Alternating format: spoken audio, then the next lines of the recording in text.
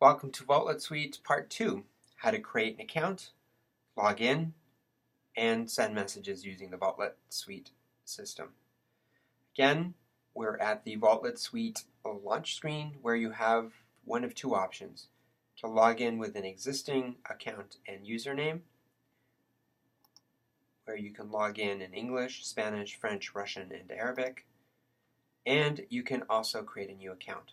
That's what we'll do now. You have two particular options. One is do it the simple way or the control way. Because this is an introductory video, we will do the simple step process, which is a 5-step process. So select simplicity, click next. It's asking you for your name.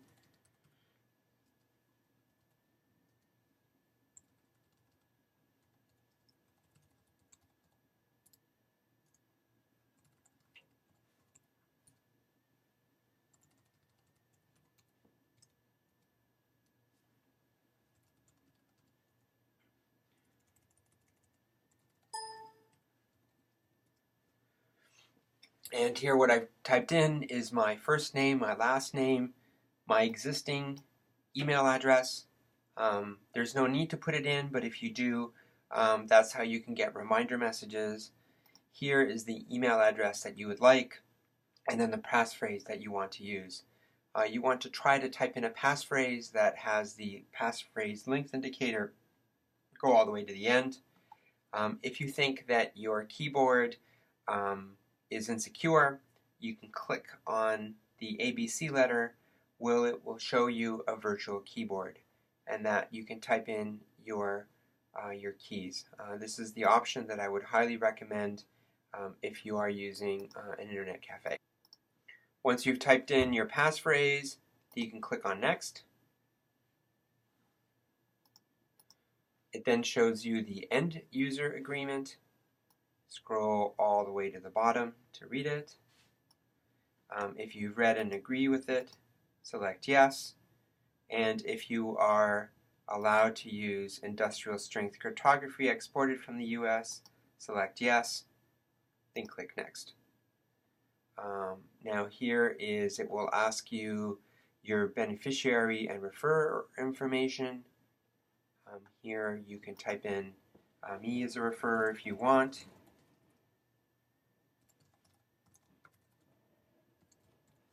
And then click on Next.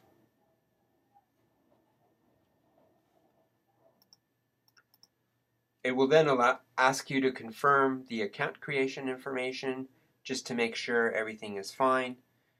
If everything looks fine, then you click on Finish. And now it will create the information and try to log you in.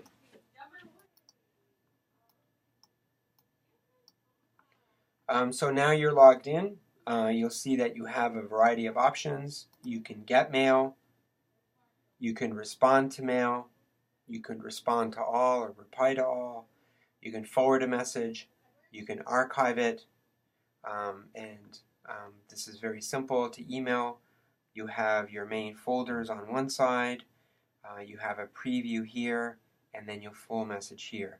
So in the inbox, we see we have a welcome message. If we click on it twice, it will now show you the whole message that you can see here. We can also create a message, and this is where the interesting thing comes. If we click on New, and we'll see here, if we try to expand it, that we have a couple of really interesting features. Here it's us. If you want to send it to someone else who's using Vaultletsoft, like me,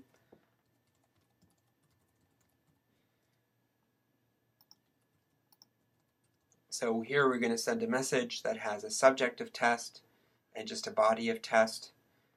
If we want to send it in a way so the message expires after a length of time, you click on half-life, and you can see here that you can say that in 1 hour upon opening the message disappears. We can also say that it's 1 day, or that we can say that after the message is seen twice, it disappears. We click OK. We confirm it's from me. It's being sent to another Vaultletsoft user. And then you just click on send, and it sends the message. If two people are on the Vaultlet system, it's a lot easier to use. We can get into more advanced topics in another training and workshop. But let's take a look at here. We see that if we look at our folders here, we'll see that the message has been sent to me, but it yet has not been delivered. What that means is that the person who you've sent the message to has now logged in. The moment they log in, it appears in their inbox. The message will appear as having been sent, but been delivered. And that's a neat thing. That way you can tell whether the person has had a chance to read the message or not. So whether it's in their mailbox or not, this tells me that Robert has not yet gotten his email, and that way it hasn't been delivered. So that way you can tell whether he's gotten it or not. And the reason why it says scope controlled, if we click on it, it will say here, the scope control means that it may delete itself after a certain length of time. So again, what we did is we just went to new. We put in a recipient that's already on the Vaultletsoft system. We put in a subject, and we sent a message. If we do that again, as you can see, it remembers addresses. This is test 2. We can go test 2. We could click an attachment and say, let's see if there's something on our machine that we want to attach. Here we've added an attachment. We click OK. And as you can see here, it lists the attachments, and then we click on send. So very, very much like a normal email system. Again, it tells me that it's been sent, yet it's not delivered yet, which means Robert has not looked at it yet, and that's it. If you want to look at other features, it's here, but that's it for now. We'll get into kind of more information later, but what we've done is we've logged in, we've sent a message, we've taken a look at one of the very unique features of Vaultletsoft, which is the messages that have a half-life, and sent a message with attachments. So it's really cool. Again, there's a lot more features which I'll talk about in the coming days, but for now, that's how easy it is. Had we chosen a login in another language, for example French or Arabic, then all these screens would be in those languages. So give it a whirl, give it a try, and let me know what you think.